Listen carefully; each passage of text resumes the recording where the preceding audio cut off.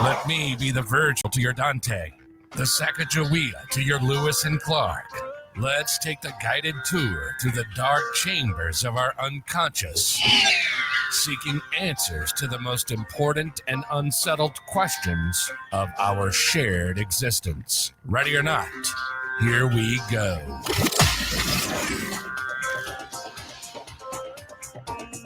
Here we go. Ba, ba, ba, ba. All right. Experiment. How did it work out? I don't know. We'll find out. All right. We'll find out later. So we're trying to figure out how we can not sit here and look like fools looking at each other and saying nothing while the intro music plays. And maybe a wiser person would edit in the intro music. Just record it once, plug it in at the beginning of each video. Dude. I don't really want to have to learn how to do that. So I do everything the hard way. And it's more punk rock too, you know? It's everything's in the moment. It's fucking improvised. Yeah. It's one thing you got to know about this podcast. It's improvised. Yeah, man. We're who is the lead singer of Huey Lewis? Psycho Killer. What is it? Who is that dude?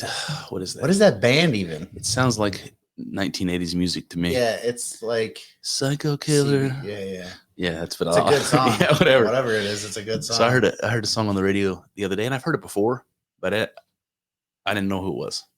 It was the Killers. Yeah. It was an older song. Do you have any idea what would be on the radio? You have any Mr. idea? Brightside? How does it go? No, The chorus. I'm Mr. Brightside.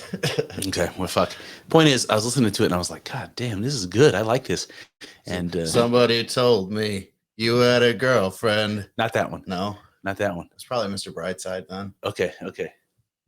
Well, the point is, so I don't know if I like the Killers. I think I do because I like the guy's voice. I like the cadence.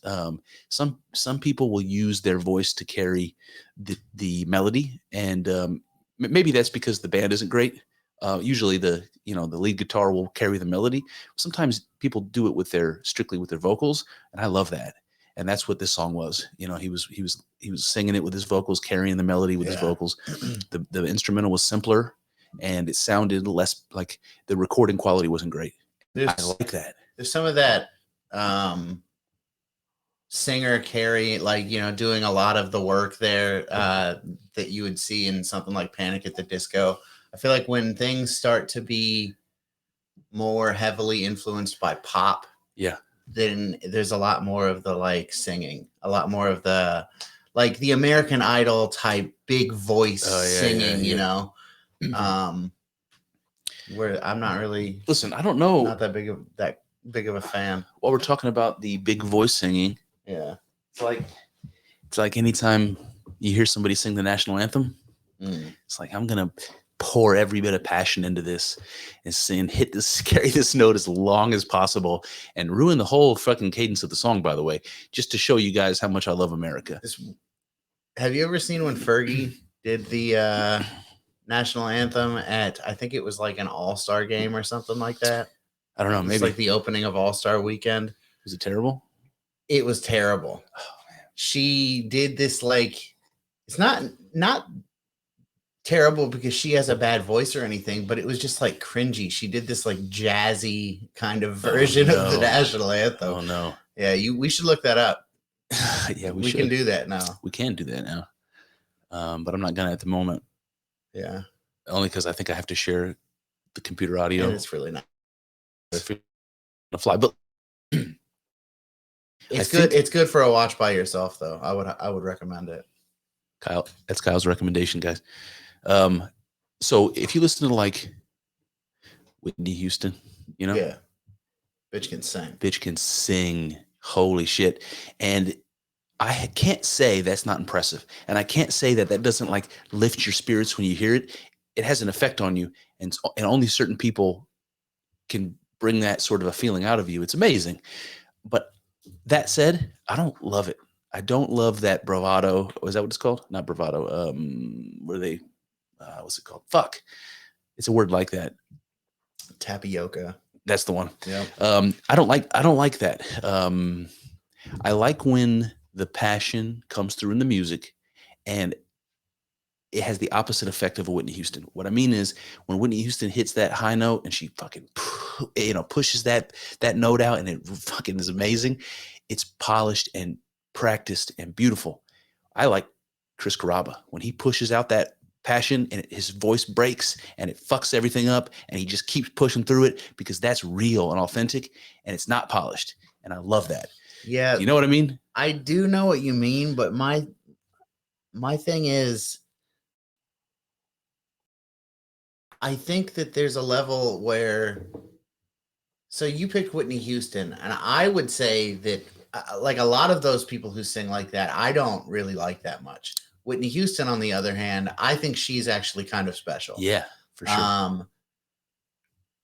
So I really don't remember what else I was going to say about that. I don't know. I have the Bodyguard theme song playing in my head right now. Yeah. Which I should probably know. Oh, and another thing is like the Chris Carrabba being like real and genuine. Yeah. I'm not sure that it is really. It was in 2001. Was it? Yeah. Maybe. I think he might have known how to sell a record, you know. Well, maybe. I think he and a lot of people that do that sort of thing who have been doing it for a long time recognize the value. People like me recognizing people like me like that.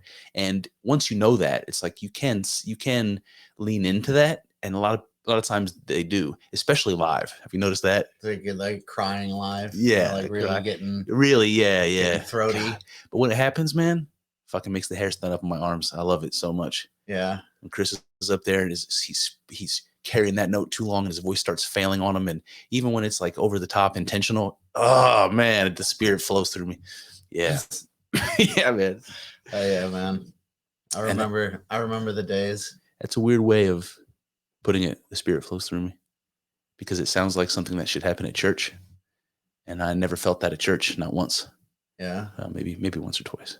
Maybe once or twice. Yeah. It's a powerful church service. Yeah. Yeah. Music is powerful, but church music doesn't really do that to me. Although I do like some old hymns. We've talked about that, I think. Christian music sucks, man. Yeah. It's just fucking not good. What about the 1800s hymns, though? Oh, yeah. I mean, I appreciate traditional stuff like that more than like, man, I hate being like Debbie Downer, hating things all the time, but like, my mom is a big fan of like contemporary, like Christian church music. Yeah. And it's just so bad, man. It is bad. I do not like it. Yeah. Lift up your hands. Yeah. Yeah. With the guitar. They get like the over the top singing too. Oh, sure. Yeah. Yeah. It's the worst at church, isn't it? At a contemporary church service. Oh, dude, they go God off. Damn it. Dude, that's blasphemous, dude. That's like borderline blasphemous. It might not even be borderline. Lord, I apologize. But yeah, they get some people up there who are showing off, you know. 100%. They're not, you know, maybe they're up there worshiping the Lord. Maybe that's a part of it, but they're showing off too. They are showing off. They're it's like what's the word I'm looking for? Like it's like a resume every week, you know, like come watch me rock out, you know. So I'll tell you, my wife's aunt and uncle, they have that particular church they go to. It's kind of an unusual church. And the rabbis there, kind of an unusual church. Christian church, the rabbis. And they there's like an older rabbi, and then there's that rabbi's son. Okay. Yep. The older rabbi plays the drums during the music. Nice. And the young rabbi, sometimes he'll get up and sing like the lead. He'll carry the songs. He'll lead the songs. He's the one guy with the microphone leading the songs. You know what I mean? And he does this thing. He's a good singer. He's got a good voice. He does this thing where every time you think the song's going to end, he keeps it. He starts over. He loops back to the beginning of the chorus, but he does it like 4 or 5 times at the end of the song. And what he does is he slows it down. Yeah. He just totally riffs this thing, forcing the people playing instruments to continue going on. It's like, when is this guy going to stop? When he stops singing, then I guess that's our cue to stop playing. This motherfucker just keeps going on. And it's just like slowing it down and repeating the same couple words over and over and over again. And everybody in the service is, you know, got their eyes closed and their hands up, and they're just like jamming with him as he's doing it. And I see it as showing off.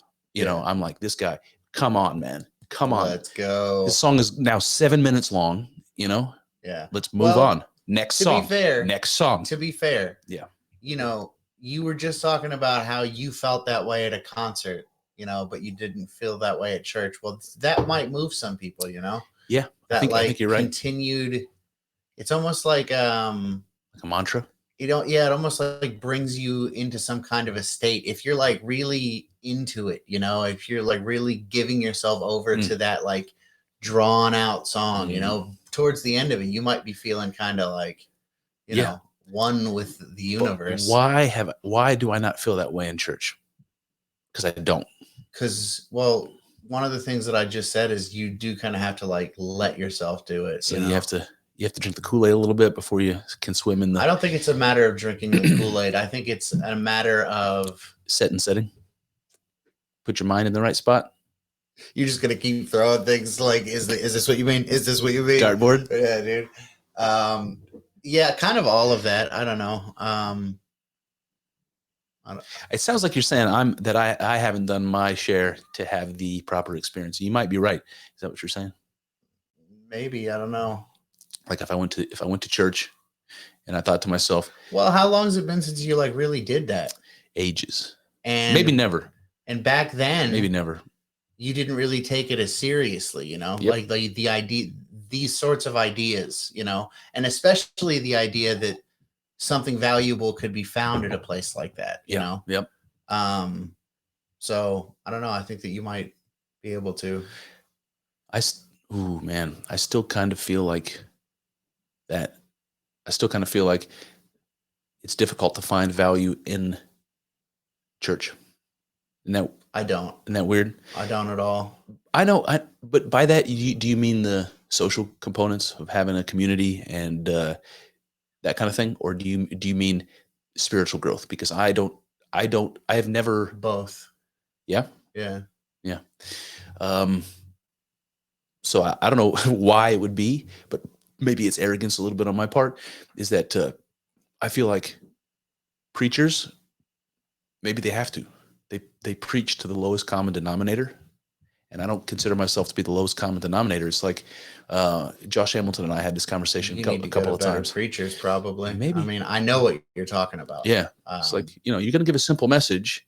I'm not interested in that. Yeah. You know, I can get a simple. I can recreate that with far less effort than it took me to get dressed, wake up early, and come to church and sit there for, you know, an hour and a half. I mean, this waking up early. I'm up that early, anyways. You know. Yeah. But so have you had spiritual growth at church then, Kyle? Is that what you're telling me? Yeah, in some ways, yes, but mostly what I mean when I say that is that I could see in a circumstance where it was like a good situation for it, I could see it happening. I could see it being very conducive to it. Yeah. It reminds me of that scene from Homeland. When you never watched that show. Oh shit! You know the actors, right? Yeah. Claire Danes and the redheaded fella. Yep. I don't know his name. Damian Lewis. So there's a scene where you find out. Obviously, he's been held captive in Afghanistan as a prisoner of war for like 8 years or something. He's been there for a long, long time. Yeah. Long enough where he had to kind of acclimate to the culture, you know, and he adopted Islam. Right. And that's the big secret in the first season. It's like the prisoner of war that finally comes home. Muslim. Spoiler alert, by the way, if anybody hasn't seen Homeland from 2004. He's a Muz. Yeah. So you find out he's converted, and everyone's like, how, you know, you're being enslaved and mistreated for years by these people who worship this way, and you adopt it. But what you just described is like, excuse me, is that people will find value. People will find an interpretation, you know, in religion. It doesn't really matter what kind, right? They'll find what they need if they have to, right? If the situation is such that in this case, this guy could find no comfort apart from in God, and the God that was all around him, the guy that was available to him for years and years and years was Allah, you know. And he found comfort in that and adopted it and found a way of, you know, so it's like the little old lady at church that's like super spiritually enlightened by it and has got her eyes closed and her hands in the air, you know, she's found a way to make that valuable for her, and I have not, you know? So I don't know what that means, but I think that's the case. Yeah. Yeah. So it's probably, Do you want it? do I want what? That, like, in, you know, the experience of, you know, having a church be like an important part of your you know, enlightenment or whatever. I'll tell you what I would like. And that little old lady that I'm describing, you know who she is. Her name's a Gladys or like Ethel. Yeah. And you know, she tips real big at the offering plate, and it means a lot to her. Tips. And she's there, you know, she's getting down. She's having a spiritually uplifting experience. She's having a mystical experience. I bet you some form of that. She can go every Sunday, reliably have one. I would like that. Yeah. But do I want to go to church for that? No. Do I want to have to listen to somebody else's interpretation of scripture? Not particularly. I don't know, man. But you might be right. If I had a better preacher to listen to, that might change my perspective. You might want to, if you're interested in that, and you really do want that, you might want to look into like some Catholic priests or something, because they're, you know, knowledgeable, very studied. That's the thing. Yeah. You want somebody who knows the history, who studied it deeply, who knows the languages a little bit. Good luck with that. If you're talking to an evangelical preacher, good luck with that. How much ancient Greek do you know? Yeah. You know? True. I've never been impressed by a preacher before. Really? Not really. That's probably arrogant to say. Never, huh? I just maybe not never. That's not fair. But the point is, I don't know, man. I don't know what to say about it. If it was an impressive personality, you know, with somebody that was clearly, you know, steeped in it, then I might take him more seriously. But it just seems like, I don't know, man. It seems like when you go and listen to a sermon, it's always a moral lesson. You know, it's always about how you should behave and what you should be afraid of. You know? Yeah. I mean, I know what you mean, but I've been to plenty of church services that weren't that too. So I would like the preacher to talk about the mystical side of religion and what kind of experience is possible if you are disciplined in a certain way, spiritually, mentally, whatever, psychologically, however you want to frame it. It's like, you know, there are Christians that are like that. There are Christians that are like, they seem to be satisfied or happy in a way that other people aren't, you know, like you notice it, you know, and sometimes they have a way of talking, by the way. Josh Hamilton sometimes is like that for me, that nobody else talks like that, you know, and that can be off-putting. Sometimes it's off-putting, you know. He'll say things like, now I'm on the spot. I won't be able to come up with these little phrases. yeah. You know, people talk. Sorry if I'm distracting. It's okay. People talk about their spiritual lives or your spiritual journey, and it's like most people don't have any idea what you mean by that. Yeah. I really don't. You know, it means something different, I think, to everyone who says it. It's indistinguishable from like maturing, and you know what I mean. It's like you I'm sorry, guys, I'm coming down with something. You're maturing psychologically. You have a different perspective because of it. You have different life experiences, and you know, it's like, tell me how you feel about this. You know how when we were younger and the testosterone was flowing, and we had problems with anger. You know, we had more instances of being angry, ability to be angry. That stuff is chemical, you know? And then we think about ourselves like, oh, we weren't disciplined. We didn't have control over ourselves, right? And then we get a little older and we think, now I'm in control. Now I'm in control. Bitch, your testosterone levels fell 50% since you were that age. That's why you have control. You know what I mean? We don't have control. But we literally take credit for it. Like, now I've matured to the point where I've harnessed the demons. There's obviously truth in what you're saying, but there is some level of control too. Like, I mean, is there? Oh, I think so. Yeah. Because I could. Okay, so my testosterone levels are obviously not what they were when I was like 15. Right. Probably You know? not. Probably not. But my testosterone levels are also still high enough that like I could get myself into plenty of trouble that I don't. Yeah. You know what I mean? True. So there is some level of you know, Yeah. control. That could be, and it could be a perception of control, you know? I don't think it is. I don't buy that because like it would be so easy, and you know, I don't know. I just don't buy it. It's just not clear to me which it is. That's all I'm saying. Yeah. It's not clear to me if I developed mastery over myself in some way I didn't have when I was 15, or if my chemicals have calmed down. And so I think that I have better. I don't know which it is. Do you feel like the chemicals have calmed down though? Yes. I don't in some ways. I'll tell you why. Yeah. Because like movies make me cry. Sometimes.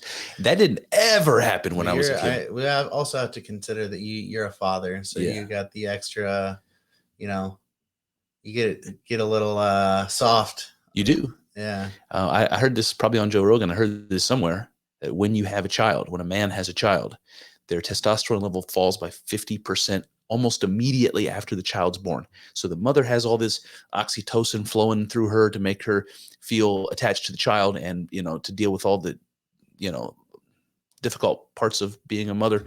And men have this similar reaction where our testosterone levels tank. And from an evolutionary perspective, the idea is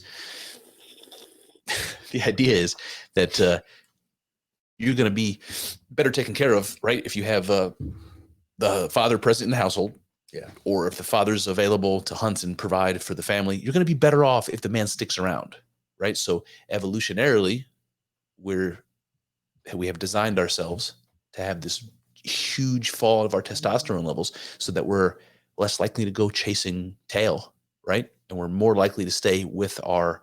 Make sure everyone's fed. Exactly, isn't it? It's kind of brilliant on nature's part. It's like we're going to dial down the horny drugs so that this guy sticks around. That's amazing. Yeah. I don't know why I started telling you that. I lost the trail. Talking about breadcrumbs. Controlling yourself. Think about how many guys don't, though. Like how many guys get their lady pregnant, they have the baby, and like he's out there, plowing strange fields immediately. Yeah. Well, that's also an evolutionary, True. force. Procreate.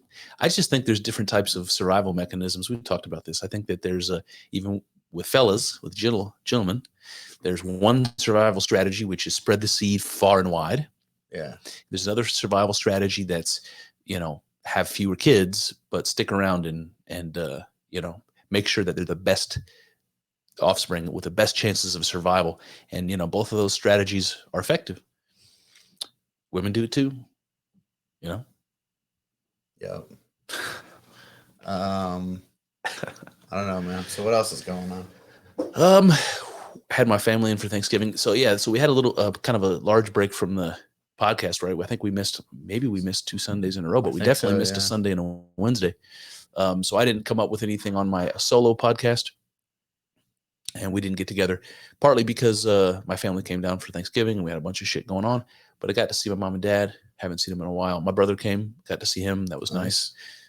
He hadn't seen the podcast studio, and he listens obviously every week. So he came down here and he was like, this is not what I expected. He was really, he was very impressed. He was like, you built this? Nice. I was like, I had it built. Yeah. No, I didn't build it. I was like, I painted it. I think we could build this. Yeah. I don't think we would have any trouble building this. I don't think we would either. As far as the framing and the drywall goes, the electric. Yeah, well, that's a different story.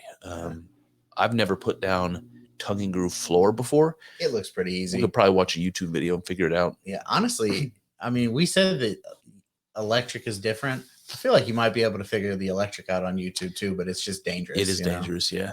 You can figure anything out on YouTube. Pretty much. So much easier to see somebody do it. You ever notice like somebody sends you like you got to put something together, like a table or whatever. It comes in pieces. if somebody sends you instructions, and you have to read them, it takes me forever to figure out what I'm meant to do.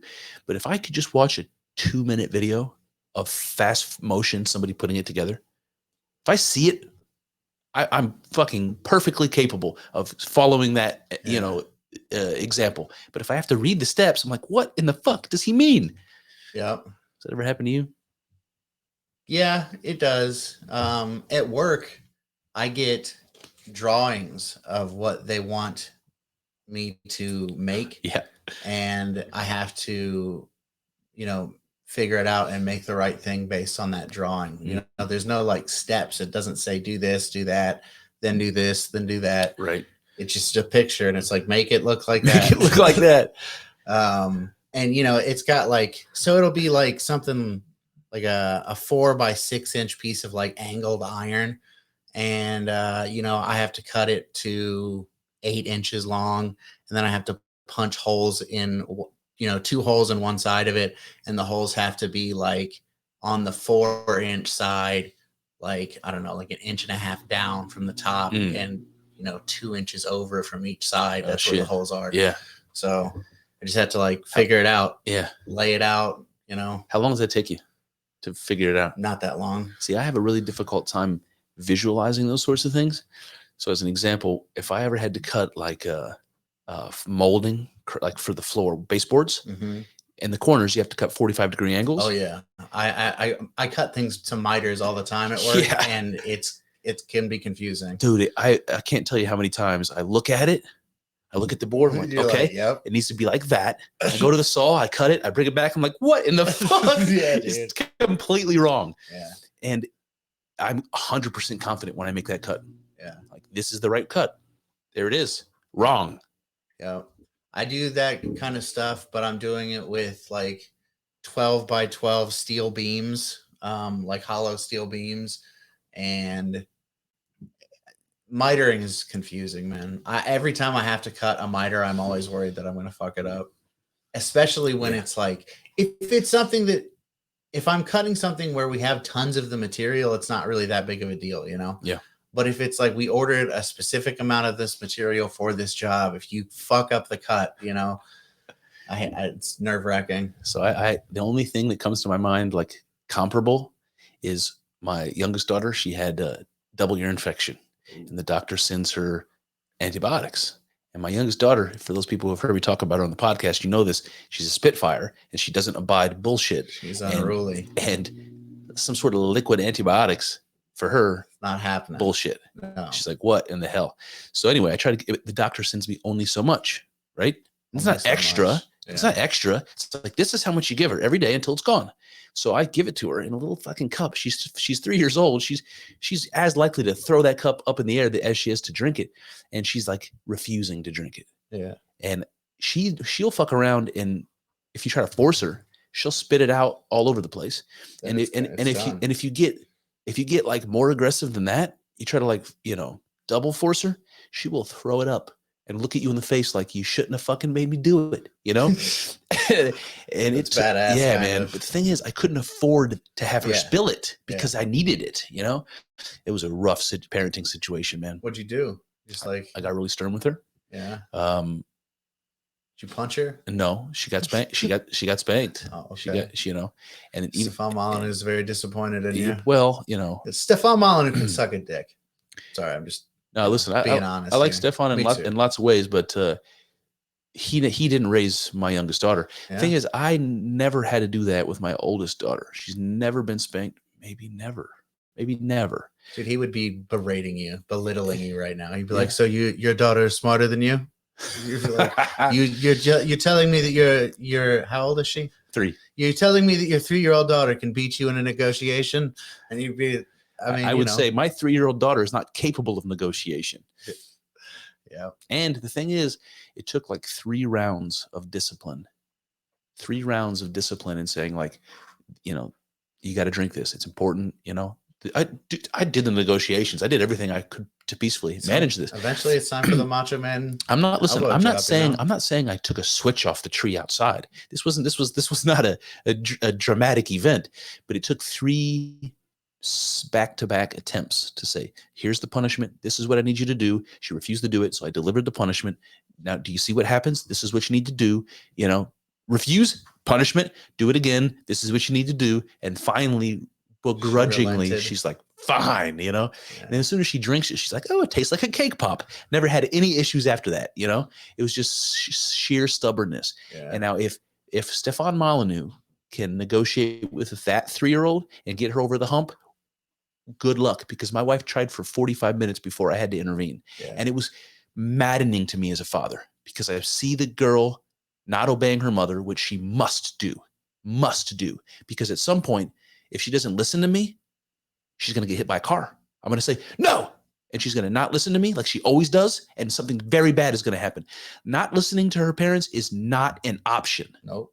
And I'm sitting there watching my wife losing that battle because she's refusing to be the totalitarian dictator that a father needs to be from time to time, with certain types of kids anyway. And I just have this like deeply instinctual part of me that's like, you must act. Like, if you don't do this, the 3-year-old's the boss. What'd you do? This whole thing is fucking backwards. And I get angry and angry and angry. And I'm like, can I step in now? Can I step in now? Can I step in now? You know? But the point is, the wife was not happy about me stepping in. It's just like when you're trying to like open up the wrapper on something and you can't get it, and someone's like, let me help you with that. And you're like, fuck off. I'm going to get it. Yeah. That's how she was. I'm like, let me do it. She's like, fuck off, you know? But anyway, she finally let me, because she couldn't make progress. And I step in and do the thing that she didn't want me to do. And it didn't work at first. I told you it took 3 times, but it did work. And you have to break a child like a wild stallion. You have to. I believe you. Remember that from Ricky Bobby? No, not particularly. When Ricky Bobby's the grandma's. Oh yes, like, yeah. You gonna break us like wild stallions, aren't you? Anarchy. That's what it was like. Anarchy in the UK. I forget what I was gonna say. I was gonna say something about that. What are your thoughts about? I mean, there's some sexist stuff that we could talk about in terms of parenting styles and differences between men and women and that kind of thing. But what are your? I think that women suck at everything. Oh, what are your thoughts? They're good at cooking and cleaning. Oh, what are your thoughts? What are your thoughts about corporal punishment? About physical punishment like that with kids? I used to be all on board with Stefan Molyneux. Mm-hmm. And I mean, you know, I'm still like 99% with Stefan. I don't think you should hit your kids very often. I think it should be like a last resort. Oh, of course. You know, of course. Yeah. And I do think that a lot of the reasons that he says for people who don't make it a last resort, a lot of the excuses that they give are just like stupid. It's like, you just don't want to like invest the time in like teaching your kid. You know? That can be true. Yeah. Yeah. Yeah. What about the circumcision? Because that's something I remember. I'm against it. I wouldn't do it. I just don't see the reason. It streamlines the penis. You know, it's like the Apple design of penises. You take off the foreskin, you got a sleeker design. I think it's fine with it, not without it. With it, you know, it's all about the packaging, though. You know, how satisfying is it to open up a pack of earpods from Apple? You're like, so isn't that an argument for being uncircumcised? If you consider foreskin to be wrapping paper, yeah, which I don't. I'm saying, I'm talking about unwrapping a present, but I'm envisioning it as a dick. I'm envisioning unwrapping like a dick. Oh, God damn it. I'm envisioning the unwrapping being the pants coming down or something. Okay, like, there it is, and it's sleek. No, I mean Stefan's I've seen that in videos before. Yeah, once to say, you're traumatizing your kid. There's a fruit fly in the basement. You're traumatizing your kid, and I can understand that. It's like, well, yeah, I mean you're cutting off skin in a very sensitive place. on a baby that can't defend itself, that it's floating around, everything that's happening to him is against its will, pretty much. You know, psychologists already say that birth is traumatizing for kids, that, you know, that maybe that's a Freudian thing and it's no longer thought, but I've heard that before. So cutting off the foreskin of a little kid, a little baby, and then crying, and then all the healing and it's painful to heal, right? The baby's in a diaper, they pee, they got the scab. That can't be good. It's got to be really shitty, you know, but kids don't remember that, you know, but, you know, the question is, does it traumatize them? And I'm like, you know what? I can't say that it doesn't. That doesn't sound pleasant. And the kids never had any experiences before. One of the first experiences the kid has, cutting the tip of his dick off, is pain. It's like you get brought into the world, and it's fucked up. Yeah, I just don't really, like I said, I just don't really see much of a need for it. They say, and I don't know, they seem to be pretty full of shit these days. Yeah, but they say that it's cleaner, it's like healthier for the boy. Fucking break. Give me a fucking break. Clean your dick. Yeah. I mean, it's not that hard. I just thought, like, I've listened to a few people talk about this sort of thing, and all of the medical reasons that people give, you know, for what's the word I'm looking for? Circumcision. Yep. I wanted to say abortion. Before you abort your foreskin. Yeah, a lot of the medical stuff, it's like bullshit. Like the benefits that they say it gives you, it doesn't really. Like, there's barely any like evidence to show that. Well, I don't even know what they are, but I don't either. It's something to do with like cancer. Like, you're less likely to get like foreskin cancer or something like that. You're also 99% less likely to get Fremunda cheese. It's yeah. This is a gross conversation, I guess. Do you think that there's some like lasting trauma from an experience like that? That it's like when you're that little, you don't form memories the same way we do as adults. So we don't like. I can't remember being circumcised. Obviously, I can't remember anything before the age of 5. You remember it? Yeah. Yeah. No, I don't. I think that you might be able to remember some kind of like, you know, stress. Yeah. Or that maybe that stress, even if you can't remember it, still has some kind of a subconscious effect on you. But honestly, a big part of me does think that people use that kind of stuff as an excuse. Yeah, it's like I'm a drug addict, but I was circumcised and I'm traumatized. Yeah, they cut my dick off. Yeah. That's why I do heroin. Yep. Yeah, I think they would be cool if they did a study to like see this. How many people do heroin because they got circumcised? It's like do a psychological study to see how adult males that turned out who were circumcised versus who weren't, and what kind of like psychological state are they in? Likelihood of suicide, likelihood of, you know, drug addiction. I don't know what else are signs of trauma, but that kind of shit. It'd be interesting. It's probably been done. I could probably look at Jamie. We look up that study for us. Oh, we don't have a Jamie. Who the fuck is Jamie? Joe Rogan's Jamie. Jamie Vernon, right? Jamie Vernon. That's Jamie. Right. Yeah, I don't know. Did you see the protests in China? No. Okay, so I mean, I saw a little bit of it, but I don't know. I didn't read the details, which so shame on me. So let's just wildly speculate here.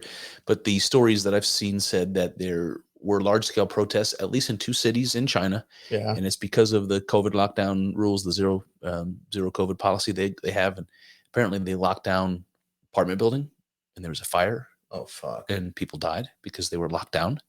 And so, yeah, the Chinese people are not happy about that. So that's kind of interesting.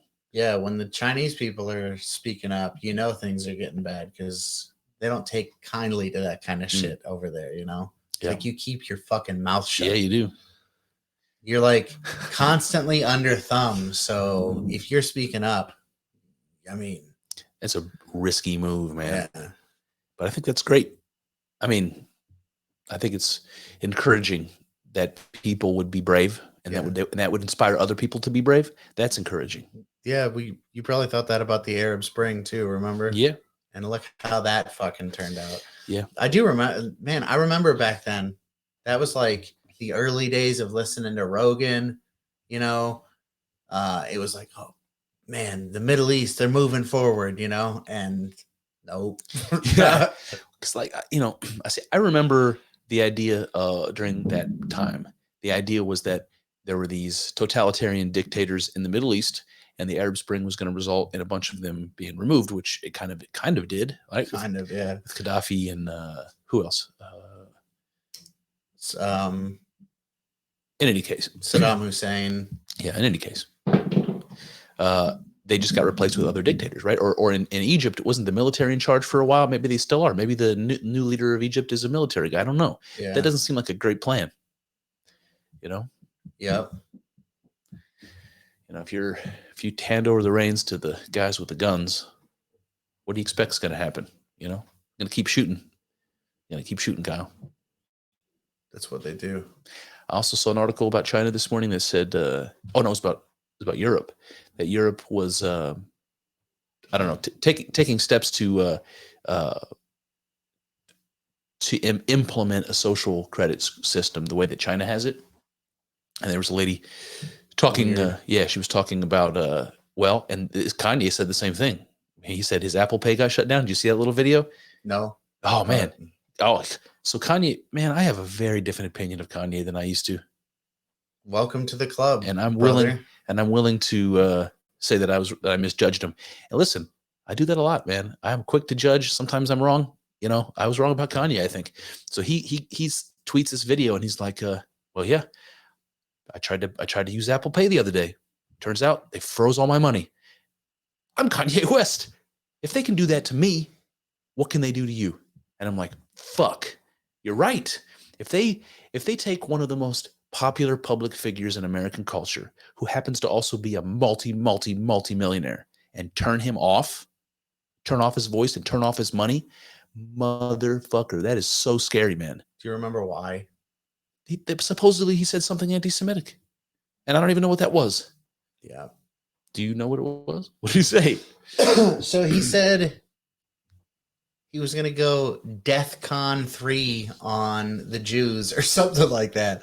But I mean, you know, it's not like he was like, I'm going to kill Jewish people or something like that. And he never said anything like that. So a lot of it was like interpretation. He said something that was like kind of negative about Jewish people. Did you see Dave Chappelle's SNL thing? Really need to see it. I haven't seen it. What was the flavor of that? It was basically monologue. It was basically just him like kind of defending Kanye. And they said, I read that Chappelle prepared a whole other monologue and was practicing it. No way in hell they would have let him do that. Yes, what a fucking awesome guy Dave Chappelle is. He practiced a fake woke monologue and then goes out there and says what he really thinks, and everyone's like, it's amazing. Yeah. Amazing. It was a good one. God, it's really good. I mean, he says some stuff in there that I disagree with too, but I'll have to give it a listen, man. Yeah. So if they can turn off Kanye and make it impossible for him to not only do what he wants to do, but live ultimately. You can't live without money, right? If they can do that to him, and then Europe is proposing making that scheme as widespread as possible all across the European Union. Like, what in the fuck? Let me ask a question. What are the benefits? What are the possible advantages of that? I mean, it depends on who you're asking. You know, it depends on, I guess, what your goals are. Yeah, what benefits to our daily life? To our daily does that life? offer? You know, to be fair, I do think that, you know how, okay, what am I trying to say here? I'm trying to think of like the best analogy possible for this. You know how if you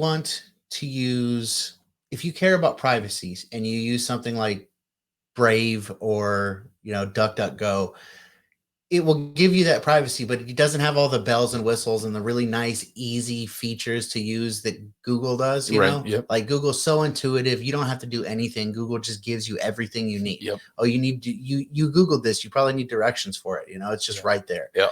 I do think that there will be some level to which people who have high social credit scores have like really easy, they get to do all these like really cool, easy, you know, ease of use for life things, you Yep. know? So that people want to be treated better than everyone else. Then I have a social credit score that's higher than you, so I deserve perks. Like I'm the Yeah, I go through the Starbucks line quicker. yeah. So Yeah. we already have all that. People already fly first class with pre-check. They are, you know, it's like we already have all that. So what are you doing? You're just restructuring it so that you can have more control over me and not offer me anything we don't already have. No, I think that there will be things that we don't have, like the way that I think that it will be more inclusive for people who are like don't have money. You know what I'm saying? Like people who follow all the rules and say all the right lines and stuff like that, they will have a level of power that they will have a type of currency. You know what I'm saying? They'll have these social credit points, you know, That matter to who? to society. That see, to me, it's like that it's so anti-progressive. It's like you're creating an elite class. You're trying to create an elite class. You're not trying to get rid of an elite class. You're trying to rejigger the rules about what makes someone elite. So today it's level of education and ability to make money and, you know, that kind of thing, being handsome, you know, those sorts of things. Then you have all access to all the privileges and you're elite and you get to think you're better than everybody else. Now they're saying, you know, under this schema, they would just say, if you toe the line and you do it and you say the things you're supposed to say and do the things you're supposed to do, then you can be arm in arm with. You don't see how Elon that's Musk. like valuable for. I can see how it's a carrot for people who like status. No. You don't see how that's valuable for the people at the top. Oh, well, this is what I was imagining. I was imagining like a party, like a gala, right? And you walk up to the gala and they scan your eyeball and they say, go ahead and go in. And then I walk up there, let's say, and I have a criminal history and they scan my eyeball and say, you can't come in. You know, we don't want your type here, you know, that kind of thing. Yeah. I can see, no gays allowed. Right. I can see how elitists would like that kind of thing. I can see how people who are wannabe elitists would like that kind of thing. But it also doesn't seem to add anything. It's like we already have doormen. You just want to scan my eyes and control my money for other reasons. We already have doormen, man. You can keep anybody out you want to keep out. Can you though? It seems that way, you know? Yeah. I don't know. I just think that they are looking for, like you said, a higher level of control, you know? And I think it's like they're looking to be able to control more. And I think they also they don't want there to be any like recourse. You know what I mean? You know, if you want to do this and you're not allowed to do it because you don't have a high enough social credit score, that's your social credit score, you know, work harder to get it up. Yeah. That's the other thing. It's like, who controls that? Yeah. You think that's not going to be the first thing that gets co-opted by the existing elites that we want to, you know what I mean? It's like the people are going to co-opt that. People are going to get credit score points, right? Because they wheeled and dealed with somebody that can give them to them. Yeah. I mean, and people are going to have them removed who are social dissidents. Even in a like theoretically like pure version of this, like how do you raise your social? It's like you tweet out, I love minorities, and it like gives you like a couple fractions of a point. Yeah. You just have to tweet that kind of stuff over and over again. It's a Black Mirror episode, man. Literally was a Black Mirror episode. Was it really? Yeah, man. There was an episode I'm trying to remember. It's like the people had, oh yeah, I remember now. The people were like playing video game, and they would have commercial points. It's like they had to be exposed to advertising in order to get points. And you find out as the episode goes on that those points are life points, right? It's like when you run out of points, you die. Got it. So it keeps people working like cogs in a machine and keeps people consuming, because if you don't have the points, you will die. Now that sounds like an episode of the Twilight Zone. It kind of is. But what's the difference between your social points going out and your life instantly going out, like a horror movie, like this show was, versus your social credit points going out and you can't buy milk and you starve? What's the difference? Not much. I can't listen. This isn't maybe a controversial thing to say, but I have less faith in the institutions in this country than I've ever had in my life. And the last several years have made that worse by a long shot. I don't think even something as fundamental as our elections are fair. And it's not because I have evidence that they're not fair. It's because the transparency is intentionally cloudy everywhere you look. And people are trying to pretend like it's not even newsworthy. And my radars are going off everywhere. And those are the people you want to give a social credit power of a social credit score system. You're going to design it and figure out what's fair. You're going to make it safe. No way. And the only way that happens is if all of the people let it happen. All we have to say is fuck no. And they're going to try to make it as appealing as possible. Mm-hmm. They're going to try to make it like it's what everyone's doing, and it's going to offer you all these advantages. And if you don't do it, you're going to get left behind, and then they're going to force it on you. It's like that's all going to come to pass unless people say, no way, I will not do that. True. I don't think people will say that, though. I think that people are going to be all about it, which means that we're going to have to be all about it. Well, do you think the cryptocurrency stuff's going to start falling apart? Seems like it's already starting to fall apart. That's what I mean. Yeah. I don't know. I don't know enough about crypto to really say. I know that, the people who are do or die for crypto are like, oh, it's going to come. It'll be fine. Maybe it will be. I don't know. One thing that I can definitely tell you is that I wish that I would have bought some Bitcoin when it was like, 1 cent. Yeah. I'd be feeling pretty good about myself. It'd be hard to talk shit about Bitcoin. Yeah. If I had a shit ton of money because of it. It's funny. When Bitcoin first, it was in the early days. I can't remember exactly when the early days would have been. I'm guessing this would have been sometime around 2006 or afterwards, because it was at a certain point in my life. I kind of remember where I was working at the time, like who I was talking to about it. Yeah. And that was when I first started getting into libertarian politics. When I first started getting into politics at all, but for me, it was about economics mostly. And so I was leaning towards the libertarian stuff. Then Bitcoin comes out and I start hearing about it. And I was super interested in it when it was brand new. And I didn't have a lot of money, but I might have been able to invest in it. I was talking about it every day for a while. And I never did, Yep. Yep.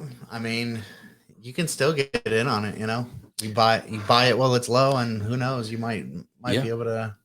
So but then you have to cash out, Yeah. Otherwise it dips down again and maybe it never goes back up, and then you're fucked. I have a prediction about crypto. I think that it's not going to be. I think every cryptocurrency will fail but Bitcoin. Oh, really? Unless there are other cryptos that are that have the same interest in decentralization, right? Because that's the thing about Bitcoin. It can't be centralized. All these new cryptos and the government cryptos, which are talking about changing our currency into a digital currency, that would solve none of the problems about a centralized authority and a federal and a Fed and all that. It wouldn't solve that problem, but Bitcoin does solve that problem. So Bitcoin and any other crypto who is modeled that way, in my opinion, will survive. All of the other ones will not. Yeah. I hope that if they try to introduce like a digital currency, the government digital currency, I hope it fails also. I hope it'll fall just like all the others. Yeah. Yeah, I would hope so too, with the central bank digital currency. I am not convinced that Bitcoin won't fail either. Like I think I there's a part of me that like wants to be optimistic about crypto. Mm-hmm. There's another part of me that just doesn't understand what makes it valuable. That's I'm with you. I just, but people will be like, oh, well, that's the same thing with fiat currency. No, what makes fiat currency valuable is that that's what everyone uses everywhere. Yep. Yes, it's like, I guess, kind of imaginary. It's just paper, and the paper doesn't really mean a whole lot. Right. But that being said, I can go buy, an egg McMuffin with my $1.50. I can't do that with Bitcoin. Right. Yeah. It's 100% solid point. I think all of the problems that fiat currency has, Bitcoin solves. But what fiat currency, the perception of fiat currency is that it's backed by gold, even though that's not the case. Most people believe that our currency has some value because it's backed by something that has value. So at least that perception is there. And what argument do you make about Bitcoin in that way? What argument do you make? You say that there's a finite sum, and it costs something to mine them, right? So they're worth, as long as there's a market for it, they're worth whatever it costs to mine them, because I can turn around and sell it to you and save you the time and effort it takes to mine them. So you can say, well, there's some value there, but it's really muddy, man, because when you first set up this system to start mining Bitcoin, there's no value there. Strange, but I do think that's a fair criticism to say that our currency today has the same problem. It's not backed by anything. It's entirely true, but it is backed by the full faith and credit of public opinion. Yep. Of the entire world. Of the entire world. Yeah. So, and that's something. That's something. But it's an interesting psychological question, because it's like, if in reality the dollar bills are worth the paper they're printed on, and the consensus of the world makes them worth, whatever they're worth, then the value comes from what people grant it. It's like, all we have to do is agree it's valuable, and we're going to pretend it's valuable, and it is. It's amazing. It's pretty crazy. Then there's stuff that's valuable because it's, you do shit with it. Yep. Yep. Like cotton. Yeah, man. Let's talk about gold for a minute. Let's talk about gold. So gold is one of these things that you can do things with, and some of the stuff that we've learned about gold, like we've known since ancient times that it's an uncorruptible metal, and that's cool. That's what sets it apart from other metals, and it's shiny and pretty to look at. It is, and it's rare and hard to get. And it's like, because people like the way it looks, and because there's a finite amount of it and it doesn't deteriorate, somehow it becomes currency. It's baffling. Yeah. It's like, is it really just the fact that it's pretty and hard to get? Kind of is, man. Yeah. It's kind of like that with women too. It's like, what's the most valuable woman when you're trying to get a mate? The one that's pretty and hard to get? You bet your ass it is. That's the one you want, man. Yeah. Not the one that's ugly and easy to get. Ugly and easy to get. Sometimes. Yeah. But not for the long There's haul. A time and a place for everything. So there's a time and a place. There's a time and a place for fool's gold, my friend. That's true. That's an innuendo of sorts. An innuendo? I couldn't spell it, but yep, there it is. Vocabulary word. I didn't know you spoke French. You learned something, man. What else you got, Kyle? I mean, you were talking about the election, how you don't. Well, you weren't talking about the election. You were talking about not having faith in elections. What'd you think about this election? We haven't really been able to talk about that. Well, same thing I thought about the last election. It wasn't the result that I expected almost anywhere. My perception is that the population agrees with me more than what the elections proved. So that means one of two things. There's still fuckery going on with the election, significant fuckery, and that could be the case.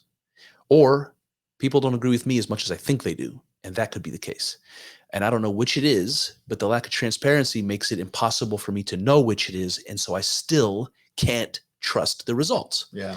Now, if the Democrats would have, in the last few seats, taken a majority in the House, I never would have voted again, because it's impossible. It's in my mind, and again, maybe I'm wrong. Maybe there's a bunch of people who aren't as frustrated with the left and the extreme progressive stuff that's happening. Maybe there aren't as many liberals that are thinking fucking enough's enough.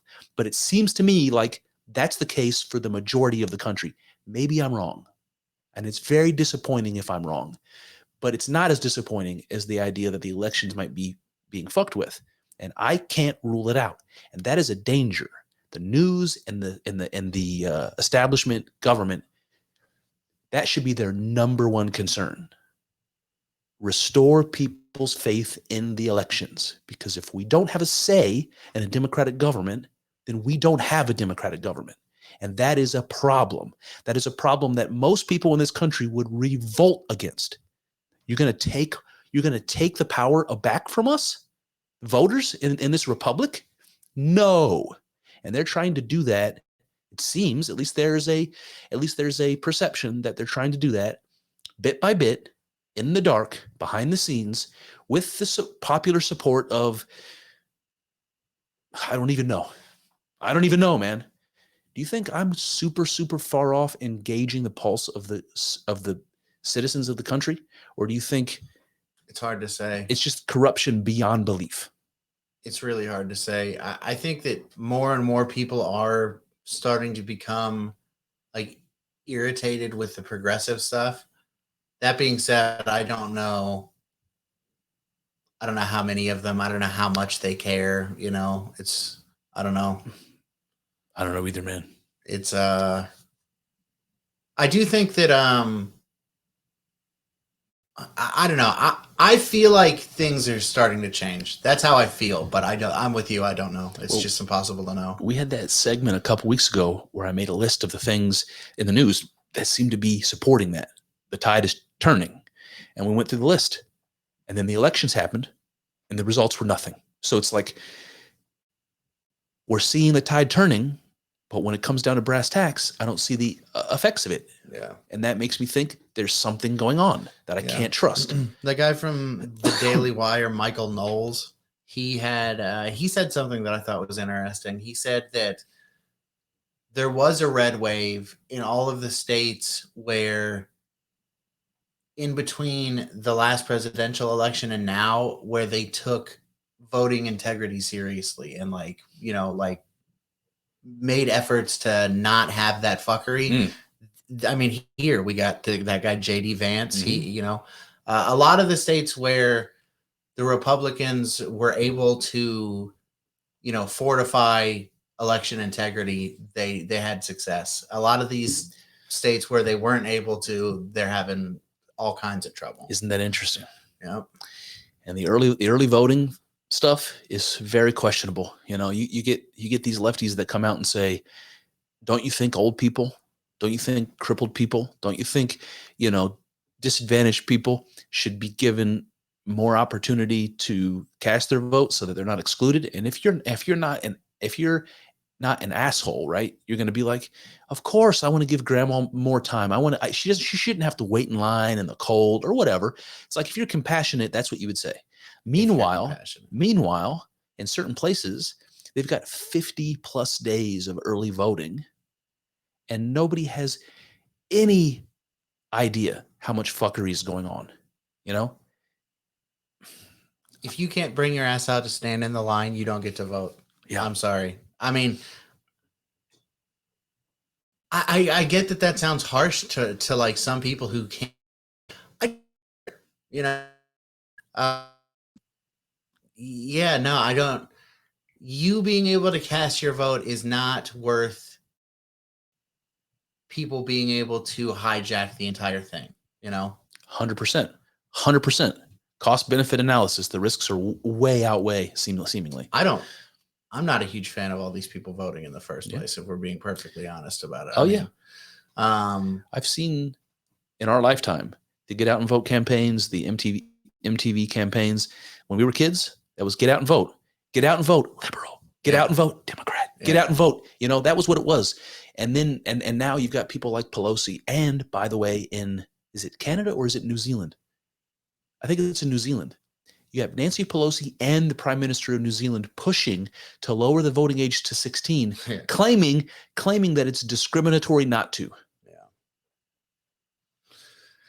Discriminatory against kids, man. If the only way you can become elected is by bringing immigrants in and bribing them for their votes and getting dumb 16-year-olds with zero life experience and an underdeveloped brain to vote for you, something is wrong, and you have to admit that. They say that one of the reasons they give for what happened with this past election is that the younger people like really came out and voted this time, and they voted Democrat. I know, man. I didn't vote, so you know. Oh, you should have. Yeah. I voted. Sure, my one vote would have made a huge difference. Circle back to JD Vance for a second. Yeah. So he was up against Tim Ryan. Yeah. Democrat. It was And if you saw Tim Ryan's yard signs, it's all about workers first. Yeah. You know, that's what his thing. He's a labor guy, which is like, it's strange to me. If you're a Democrat and you run on a labor platform today, it's like, dude, man, it's like, to me, that sounds like the most old fashioned shit I can imagine. Yeah. You're pretending like that fucking matters anymore. It doesn't matter. Yeah. You know, it's like working conditions are fine and pay is fine. This is not 1920. There's not child labor going on. You got to go out here and say labor first. What you mean is, you know, if you're a fucking union member, I'm going to give you the biggest pension possible. That's just another bribe, trying to look like a fucking blue collar guy. Dude, go ahead. All I wanted to say about Tim Ryan is that every one of his TV ads were negative ads against JD Vance. And that's all you need to know as far as I'm concerned. Watch the TV ads. If somebody is doing only negative ads or mostly negative ads, they're not a noble person. That's everything you need to know. Noble. Right. You think, I mean, I just don't think that, I just don't think that either side is noble. You know, I just don't think of any of them as noble. The difference between saying, here's what I have in mind for the future of the state. These are the kind of things that I value and will push for. And somebody else saying, you wouldn't believe this other guy. He's a schmuck because of this, X, Y, and Z. I kind of like that. I do kind of like that, to be honest with you. It's because you're a fucking troll and a contrarian. No, man. There's something that is more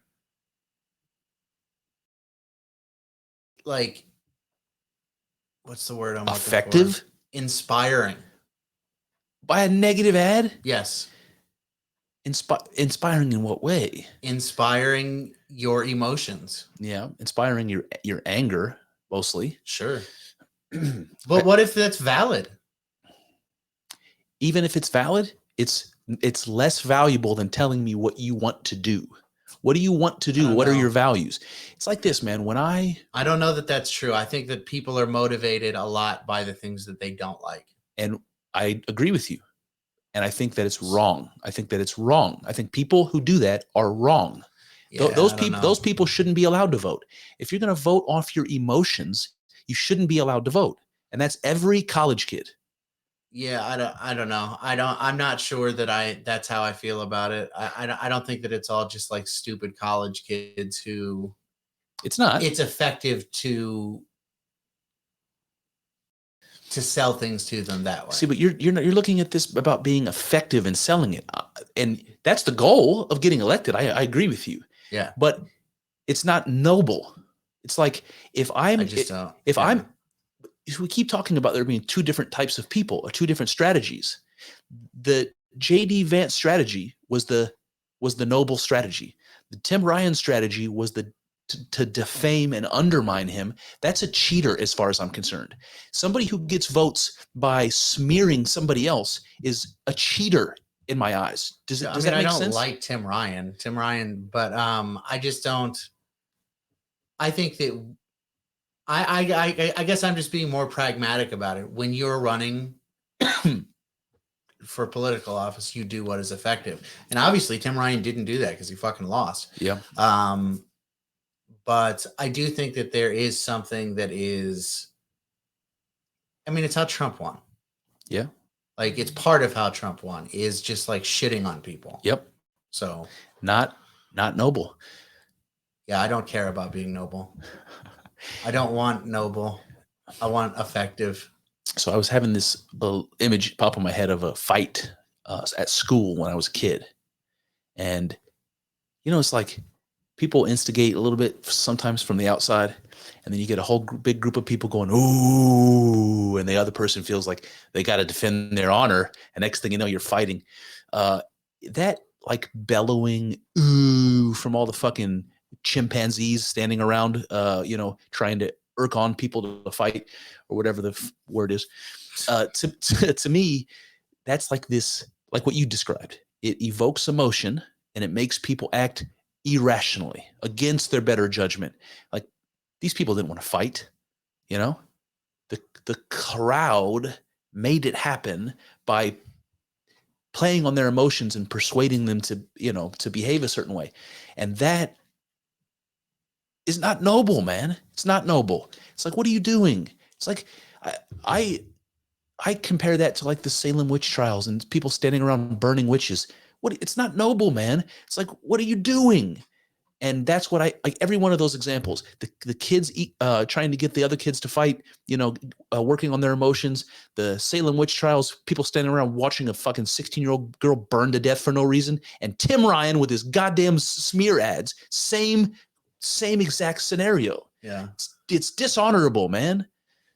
Yeah. And do you want someone governing you that's dishonorable? And half the fucking country says yes, I just don't think that we have.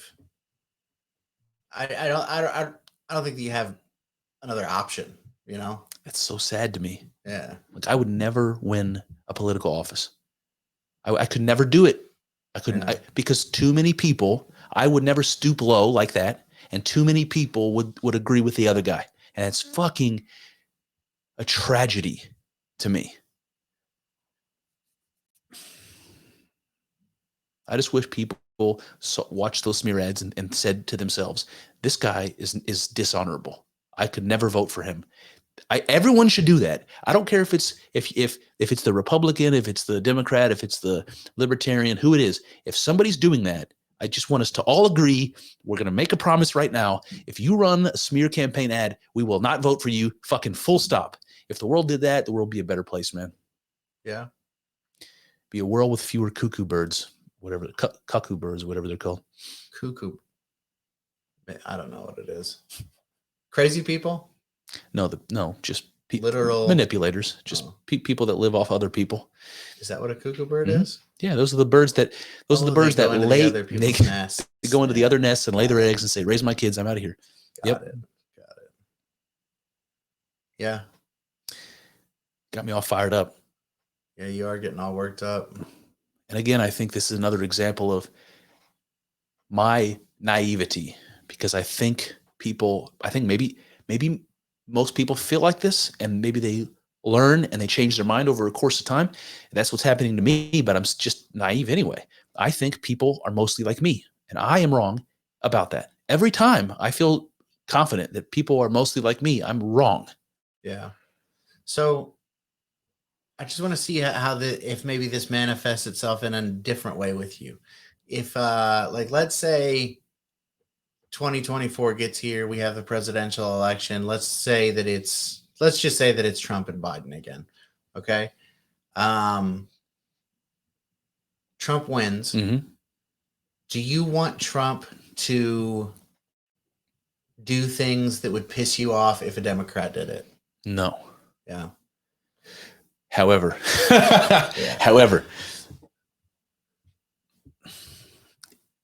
is tit for tat dishonorable? So like, let's say I run a smear campaign against you and you run, and so you had all your campaign ads up till then were positive about what I'm going to do.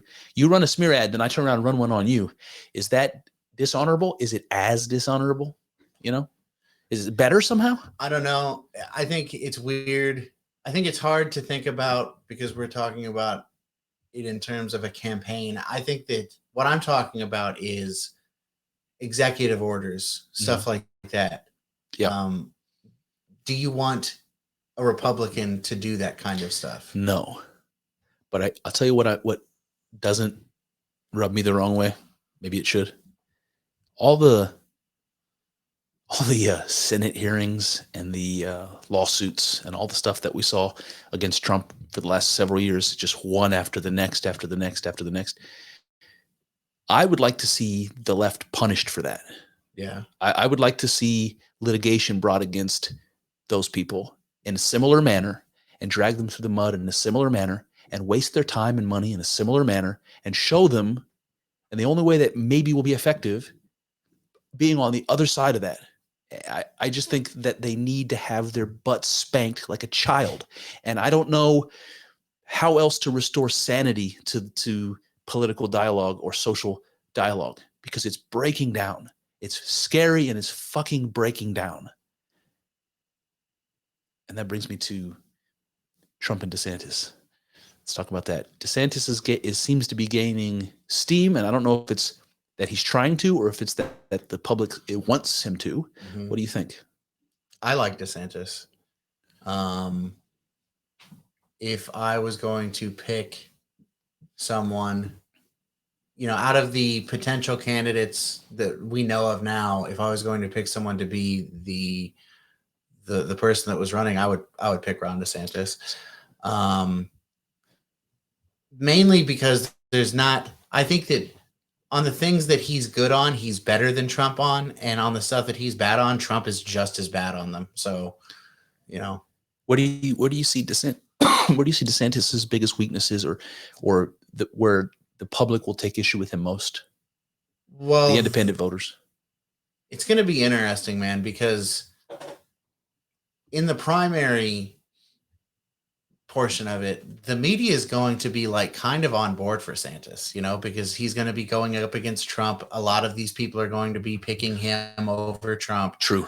Every news network will be picking DeSantis over Trump. Yeah. Because but then once it gets to the general, they're going to completely flip, and they're going to start supporting Hillary or whoever the fuck is running. Whoever the nominee is. Yeah.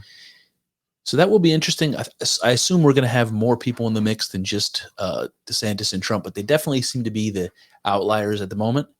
And there's significant advantages to picking DeSantis over Trump, strictly because you get over all of this nonsense noise that's been happening, that the media has been filled with since Donald Trump's first election run.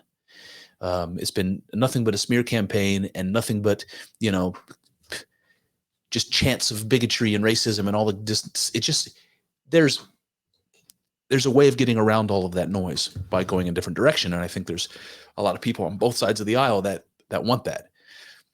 I don't know if it's the best idea, but I think that's what we're going to see in the beginning. And it'll be interesting to see if somebody else rises through the ranks to challenge the popularity of those two candidates. And it will be interesting to see running mate choices, whether it be Trump or DeSantis, who they would choose to run with him. Yeah. Yeah. Because no way Trump can use Pence again, because Pence turned out to be Trump's enemy. I mean, he's supposed to be his right-hand man, and he's stabbed him in the back. He didn't support him. And too brute. Yeah. So you can't pick that guy. Yep. Who's he pick? What if DeSantis picks Pence? What if DeSantis picks Trump and Trump decides I'll run as the vice president? I don't care. Not in a million fucking years. It would never happen. One of the things that really stands out to me with this Trump and DeSantis, particularly Trump talking shit about Ron DeSantis. Oh, yeah. There are things that I like about Trump. Overall, I'm not a fan of Trump, man. If you value conservative ideas, Trump doesn't give a fuck about the things that you value. Mhm. What Trump gives a fuck about is like winning in this like game of chess, you Yep. know, looking good. Yep. It's like in that race, Fetterman and Oz about conservative values, he would not have endorsed Oz. Oz is a fucking Democrat. We certainly couldn't endorse Fetterman, right? No, but he could have endorsed the other Republican in the primary. Mm. You know, don't endorse Oz because he's a fucking celebrity. Yeah. Which is the only reason Trump did it. He's like, oh, this guy's been on fucking TV with me. Yeah. You know? Yeah. But somebody who's been on TV is likely to get lots of people to vote for him, you know? so what? So that he can go into the Senate and start voting to trans the fucking kids. He was talking about transing kids like 10 in like positive ways. He was? Yes. Oh shit. Yeah, like Dr. Oz. like 10 years ago, dude. Fuck Dr. Oz. And Yeah. like 2 weeks ago, he was like talking about being positive for abortion. I mean, he's not conservative. So, but then to attack Ron DeSantis, like, I mean, I understand that at a certain point they're running against each other in a primary and they're going to have to, but I just feel like he doesn't need to be doing it right now. No. I just feel like there's no need for it. Yeah, I agree. And especially because Ron DeSantis isn't like taunting Donald Trump, you know? Right. And if Trump was smart, there's a lot of things he would borrow from Ron DeSantis, you know, in policy wise, you know? Yeah. It's interesting, man. We'll see. I don't know if I'm going to vote in 2024 or not. I probably will, but I like to bitch and say I won't, that I might not. Yeah. Yeah. Probably will. I'll probably vote. Do you think that that the Dems are going to run Biden again? I don't know. If I had to put my money on it, I would say probably not. I think that towards the end, they're going to find some reason not to, and it's not going to be hard to find one. Yeah. Are they positioning anybody like Buttigieg or somebody? Are they positioning anybody? They don't have anybody, man. I mean, they're probably trying to position Beto O'Rourke. They're probably going to try to get him in there. Who do they have? Like, who are the standouts? I mean, I would say Stacey Abrams. I would say you could that you couldn't run somebody like AOC. Maybe she's too young. But you could. I would say you couldn't run. She could run this time. Okay, so I would say you couldn't run her because she doesn't have the experience. But Barack Obama won in a landslide, and he didn't have the experience. Yeah. So, well, I think she's too polarizing. I think it's a poor choice, but you know. Who do they have? I think they're gonna have to it's gonna have to be like The Rock or Oprah or something, you know. But you know, it's funny. It's funny you say that because if someone like The Rock were to run, there's like a tremendous advantage to a public figure like that with his kind of personality, his kind of work ethic, hog like a police baton. Yeah, for sure. But if we get to the point where we're running celebrities and we're like competing with each other about which public, you know, personality we can get up there, we are this far away from idiocracy, and we kind of already are. Yeah, I like it though. Rondo. It's got what plants great. Boy. You know, ignorance is bliss, you know. Maybe if we live in just a fucking stupid, retarded world, maybe things will just be fun, you know. Yeah, maybe. But they're all gonna fall apart, man. Maybe. It's depressing. It is depressing. We should talk about something else. What else you got? We want to talk about ice cream. I saw a picture of Daniel Torden on Twitter today, and he still down under. He's still down under, you know, putting shrimps on the Barbies and all that. He's down there doing that. I just saw a picture of him on Twitter. I guess he was eating breakfast or something with Mariella, and he put the spoon on his nose, and the spoon was hanging from his nose. And she was just saying how cute it was, and it's just adorable, man. It's adorable to be that they're having this adventure at this point in their lives, and that it looks just like it would look if they were, you know, 19. It's adorable. Maybe a few more gray hairs. couple more gray hairs. Yeah. I'm interested to talk to him about it and see how it goes. Yeah, man, it's exciting. That is awesome. I'm happy for him. She's- Couldn't happen to a better guy, a better bloke, as they say. Yep. I think, do they say that in England or do they say that in Australia? Luckily, either way, it's appropriate. They definitely say bloke in England, They say bloke in but England. Daniel prefers mate. Does he say mate? Yeah. All right. Which I think is cool. I got to try to work that in, but it's not natural for Americans. I like cunt. Cunt. Listen here, you cunt. Yeah. Good. That's good too. That's what I'm gonna call you from now on. How often do we say You cunt. hello, friend? Listen here, friend. We don't say that, but they say hello, mate. Yeah. You know, Yeah. we don't use it like that. Say hey, buddy. Yeah, I guess so. That can sound kind of condescending, though. Hey, buddy. Hey, buddy. So I'm not your buddy, guy. That's your buddy, guy. Buddy guy. He's a good guitarist. My brother, when he was in town, Yeah. he was raving about Theo Von's new stand-up. Yeah. He said he just been listening to his podcast like crazy, and the guy is just hysterically funny, man. Do you know Theo Von? Yeah. Do you You listen don't to his know Theo podcast? Von? Oh yeah, but do you listen to his podcast or Sometimes. I think I've seen him like maybe a special, and I've seen him on Rogan, and whenever he's on Rogan, he's fucking hilarious. He just says the craziest shit, man. He just says like the weirdest, craziest shit. One time he was talking about being so hungry because he was fasting that he thought that he could have, if no one was looking, he could have eaten this little Vietnamese person that was in the Best Buy with him. And then he was talking about how he thinks that Vietnamese people are like more forgiving and they wouldn't mind if you ate one of their relatives.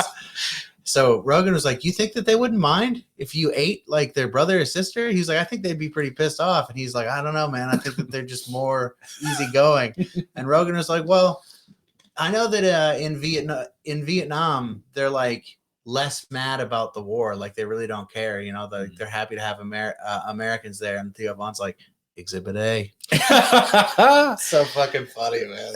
My brother was trying to do it. He was trying to tell me the skit without knowing it well. Yeah. That whatever got him, and he said that Theo Von started. He brought up the Beatles, and then he starts naming them, but he starts naming all the apostles. It's like you know the Beatles, Peter, Luke, Paul. Mark, and he's like, what's the other one's Ringlet? What's the other one's name? Ringlet. That's pretty funny. And so the question about Theo Von is, with his style, is that part of what makes him so funny is the idiocy of the things that come out of his mouth, but also the like poetry of it and the cleverness of it. Yeah. And the question is Theo Von a genius who puts on this front of being dumb and being funny accidentally, or is it intentional? Is he that good? Yeah. He's that good? I think so. He might be, man. I don't think it's necessarily that good to be honest with you. Like I like Theo Von, don't get me wrong, but I don't think he's like a like earth-breaking comedian or anything. It gets me. Yeah. But I do think it's intentional. Like I don't think that Theo Von is just some like weird fucking. I think he is weird, you know, but I don't think that that's all there is to it. I think that it is performative. He's doing it intentionally. He's a good, funny performer, who I'm sure also is just like kind of a weird guy. You ever watch Mark Normand? No, I don't think so. You should. He's funny as fuck. Yeah. You know, in the old days, you used to have like ethnic comics. You'd have like, I'm trying to think of what that guy's name was. He might have been Vietnamese, but he's like half white, half Asian. I can't remember the guy's name. Kind of weird looking. Joe Coy. That's the one, I think. He would go up there and he would do his mom's accent, you know. And Is he a bald guy? Bald guy. Yeah. Yeah. I think it's Joe Coy. Okay. Yeah. He'd go up there and he'll do the little Asian lady accent, and it's okay for him to do it because he's Asian and it's his mom, you know. Why am I telling you this story? Dude, I'll throw an Asian accent out there with the best. It was about Theo Von. Sorry. So he'll do like a spot on Asian accent, and what he says doesn't need to be a punchline because the way he says it is getting everyone laughing. Yeah. Now Theo Von is from the South somewhere. I don't know where. Louisiana. Okay. I wonder if it's just putting on that Louisiana thing. It's kind of a similar effect as doing the Asian accent. It's the accent that's funny. Gotcha. I'm not saying he's not funny. It adds to it. Yeah. There's something to that. Southern people sound stupid, is what you're saying. No. No. Yeah. only certain Southern people sound stupid. But they definitely sound stupid. And I'm not going to pick which states those accents are from because I don't want to disenfranchise the Two Tongues audience down there, you know? True. But I will say the Charlotte accent is far, far better than the Kentucky accent. Shout out to Kentucky. Bluegrass State. I love Kentucky. You should love Southern Kentucky is some of the most beautiful country I've ever seen. I'm not beautiful. well traveled, but it is some of the most beautiful country I've ever drove seen. Through there recently. Well, not recently, but yep. You know, like in the summer, drove down to Tennessee, then back up.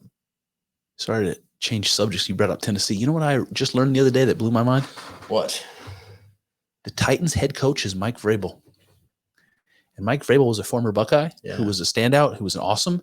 The last time He was an awesome. The last time I saw Mike Vrabel, he was coaching alongside Urban Meyer for the Buckeyes. He was one of the coaching staff. Yeah. Now he's a head coach in the NFL, and he's doing great. And I'm like, how did I miss that? I missed it too. So Corey is shaking his head right now. Miss it. Yeah, no way. Corey and Colin both definitely knew. Is Colin big on the Buckeyes too, like Corey? Oh yeah. They both went to the game yesterday. Oh man, a fucking bummer, dude. Ohio State, Michigan, didn't go our way. First half looked really good. Very excited. Very excited. That second, I didn't watch any of it. Nothing. I turned it off. Like, dude, the fourth quarter was a disaster for us. Yeah. A disaster. I kept checking the score, and the score just kept going up. You could see the momentum building. When that happens, it's kind of interesting to see. But it's like one play works, and then the next play works, and the next play works. And by that time, you're like, no. Then they were like touchdowns and interceptions every time we turn around. And I was just like, fuck. Yep. So we're going to miss out on the Big Ten championship, and we will end up playing a lesser bowl game, you know? Yeah, I don't give a fuck, dude. I always want the Buckeyes to do well. And honestly, my family, so basically the point I'm getting at is 10 years ago when the Buckeyes lost, it sucked being at my house with my family. Like they take it so fucking seriously. Like it's a funeral. Yeah. And it just sucked, but it's not really like that anymore. They still get upset, but see, it's one of those things that I like to say I grew out of. Yeah. Because I used to get so animated and heated. I would throw things. You remember? I would yell. I would throw things. I would punch pillows. I would get really upset when we were doing poorly when I was a teenager, and it didn't really wear off until like after I started having kids. Like I couldn't even really watch it in my late 20s. I'd like to have to turn it off because I would get way too stressed. My blood pressure would be up. My heart would be racing. It was just like not worth it. Yeah. And then I found ways of managing that. And I like to think that I got older and got more control over myself. But again, going back to the earlier conversation, maybe just the chemicals, man. The chemicals between us. Who sings that? It's Bush, I think. Oh, yeah. Shout out to grunge. I went and saw Emery. Oh yeah, how about that? That was a very, very cool show. It was an acoustic concert at a coffee shop. And I told you, but I'll tell the audience. You might wonder why Emery, if you know the band, you don't. You don't know the band. The band is a screamo band, but they've been making music solidly since the early 2000s, the very early 2000s. And the one lead singer's got like a very good voice, like a very operatic voice. They both do, but the one of them screams, you know, and it's one of my favorite kinds of screams. There's different kinds of screams out there. And I don't like metal screams mostly. I don't like guttural screams, but there's certain screams I like. And this guy does a really good job. So that's the kind of music you would not expect to hear in a coffee shop. And that's where we went and saw it. Yeah, dude. You're just moshing there with your macchiatos. It ended up being an acoustic set. The whole band wasn't there. It was just the two guys, and they were doing their like layered vocals, their harmonies. It was great. And they were asking questions to the audience. It was like 40, 50 people there at a coffee shop. And in between songs, they would just talk to us, which was cool, man. Really cool. And they said that, I asked them about the layered vocals and the harmony. I'm like there are some bands that do that from time to time. But there are very few bands that do that every single song. And I love it. I'm like, what was the inspiration for doing that? Both of these guys, I was expecting like some kind of a long explanation, examples of bands that influenced them. They were like, we grew up in the church singing Southern gospel music. And that's how they sing Southern gospel music. And I'm like, as soon as he said it, I'm like, that makes perfect sense. But it's not the answer I expected. It's not the answer I wanted, actually. Yeah. But it's really cool, man, that they picked up that style that translates in this awesome rock way that only Emery does. I don't know anybody else who does music like that. And they picked it up from singing gospel music together growing up. It's pretty cool. Yeah. Where are they from? Down south somewhere. What did they say they were from? Down south. One of the something. But the guy had a really thick Southern accent, which I also didn't expect. He's also eating barbecue. So it was a dead He was eating giveaway. barbecue. He had a bit, what is it called? A little apron on, plastic apron. Gotcha. Yeah. I thought you were gonna say a wife beater. No, they did hit a deer on the way into town, Nice. which is a funny story. But I skipped the part about why they were singing at a coffee shop. Yeah, you did. So they're singing at a coffee shop in the middle of nowhere, and it turns out the guy that owns the coffee shop is the lead singer of Hawthorne Heights. Oh, And that guy, Ohio is for lovers. put Hawthorne Heights. put his money where his mouth is, because he stayed in his hometown and he bought that coffee shop with his music earnings. And now he's participating in the local economy, and it's a little small town. Yeah. It's not the place you'd expect. I don't know if calling him a rock star is appropriate anymore, but at one point in time, Yeah. rock star. Yeah, dude. For him to settle down, it's cool, man. It's really, really fun. The interaction with the band was really cool. It was like a matinee, and the guy said, he's like, look, I'm like 45 years old, and it's like, all you guys are basically my age. I think you would appreciate if we got home at a reasonable hour. So the concert started at 3:00 in the afternoon. Jeez. You guys had to travel down there a little ways for it, didn't you? It was like a 3-hour plus drive for us. Yeah. So it's a good thing it started that early. Yep. And my cousin was there at the concert, which was cool.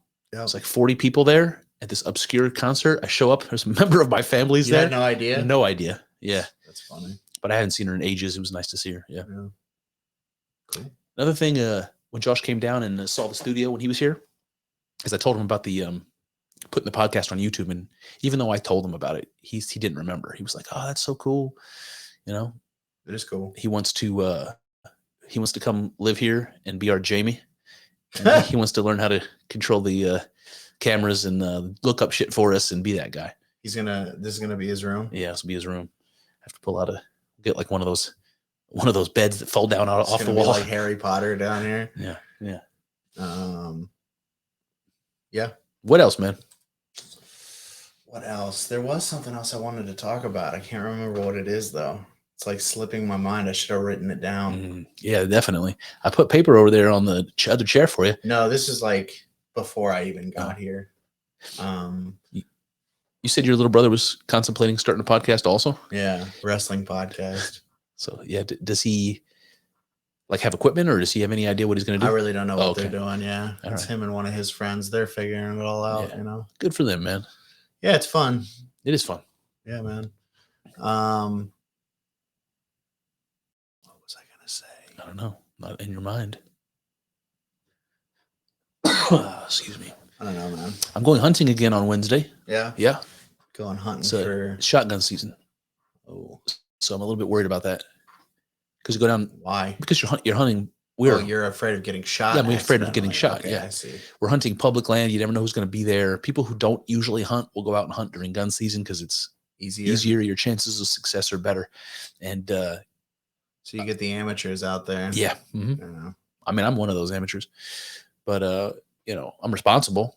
I can't trust other people to be responsible. So I just got to wear lots of orange as I'm shuffling through the woods at 5:00 in the morning when it's still very dark and you can't see, what you're shooting at. It's definitely gonna make it less likely that the deer sees you being decked out in all that orange. Yeah. Yep. Deers are orange blind. That's what I heard. Yeah, they can't see orange for shit. You just climb up a tree high enough, they won't see you. Yeah. I'm telling you, man, one of these days I'm gonna kill a deer by falling out of a tree, Like double Predator wielding daggers, and just gonna take it and take it out on the neck. Yep. Then I'm gonna eat its liver. Speaking of Predator, right? Yeah. The new I don't one, know. the new one. Did you see it? No. All right. Prey? Isn't it a TV show? Maybe it's a TV show. My brother was raving about it. Yeah. He was telling me all about. I haven't watched any premise. of it. I think it's a series, a TV show. I don't know what service it's on. You watching anything else other than? No. I watched a couple episodes of Ancient Apocalypse. Oh, I was going to ask you about that. I haven't finished the whole thing yet. Okay. You know, it's like it is good. Yeah. It's about what you'd expect. Yeah, that's why I haven't finished it yet. Yeah. It's like I know all this Yeah, information. I know what's going to happen. basically. Yeah. There's some stuff in it that's interesting, Yeah. and it's also like a little watered down in terms of like a lot of that material. Ancient Aliens is beaten to death.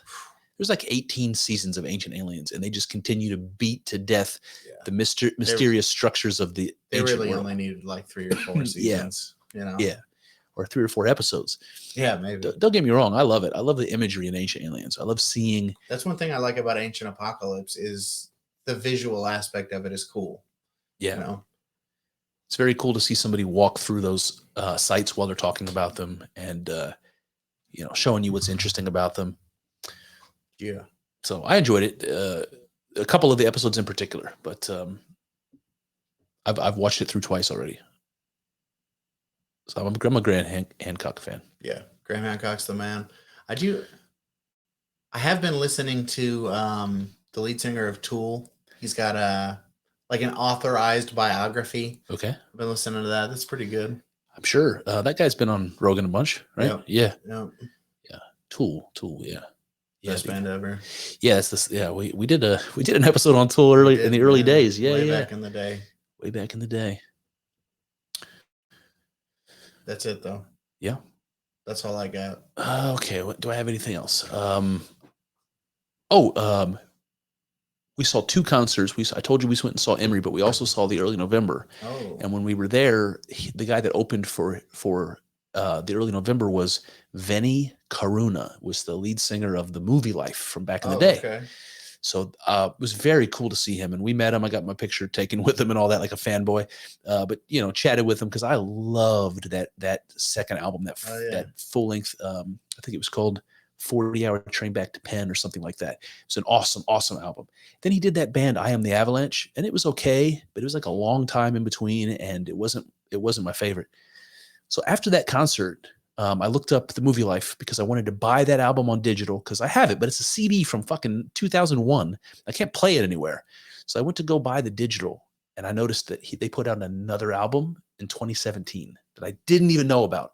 So they went from like 2003 to 2017 before they released another album under that name. Anyway, dynamite, man. It's Nice. just what you'd expect. Just another Movie Life album. It was awesome. Sweet. So there's that little bit of news if you want to check that out. I will. I like the Movie Life too. Yeah, man. Cool, man. Yeah, I think that's it, man. I don't know if I have much else. Nope, I don't. All right. In which case, I'll play the music. Adios. Adios. Well, there you have it. That's one avenue explored, but infinitely more still to go. I hope you enjoyed thinking along with us. I know. It's not easy work. Thinking. It's hard and full of uncertainties, but I'm grateful for the company as we trek through this together. Here's to hoping that the juice is worth the squeeze. See what I did there?